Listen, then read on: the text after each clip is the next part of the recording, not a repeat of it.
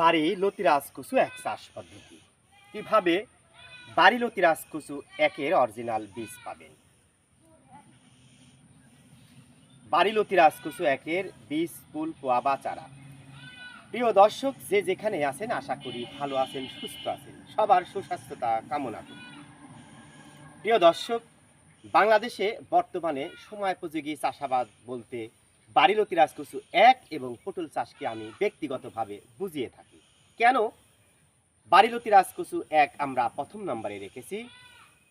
মেঘ, বৃষ্টি, ঝড়, বাদল, রোদেও আপনি বাড়ি লতিরাজ কচু এক চাষ করতে পারেন। পটল চাষ দ্বিতীয়ত, কারণ আপনি যদি উঁচু জায়গায়, জল জমে না এমন জায়গায় পটল চাষ করেন, নাটোরের ডোরাকাটা লম্বা হাইব্রিড জাতের, তাহলে একবার মাচায় তুলে দিলে আপনি 8 থেকে 10 মাস পর্যন্ত অনায়াসে পটল উত্তোলন করতে পারবেন। তো যাই হোক, প্রিয় দর্শক, আসুন আমাদের এই ক্ষেতের দৃশ্যগুলো আপনাদের একটু দেখাই। দেখেন, প্রত্যেকটা গাছে কিন্তু অসংখ্য লতি রয়েছে। আপনারা দেখেন, আমরা গল্প নয় বা কথা নয়, কাজে বিশ্বাসী। একটু এই দিক যদি আসেন তাহলে আরো মনোমুগ্ধকর দৃশ্য আপনারা দেখতে পাবেন। প্রিয় দর্শক, এই যে দেখেন, এটা একটা গাছ, সুস্থ সবল গাছ। দেখেন, একটা দুইটা লতি, এবং প্রত্যেকটা চারা আমরা লতি থেকে উৎপাদন করে থাকি। এই চারা রোপণ করলে ইনশাল্লাহ 1 মাসের মধ্যে সমস্ত গাছে কিন্তু লতি চলে আসবে। দেখেন, সবুজ চারা, এবং দেখেন লতিগুলো, দেখেন এই গাছের প্রত্যেকটা গাছে কিন্তু অসংখ্য লতি রয়েছে। কিভাবে বাড়ি লতিরাজ কচু এক চিনবেন?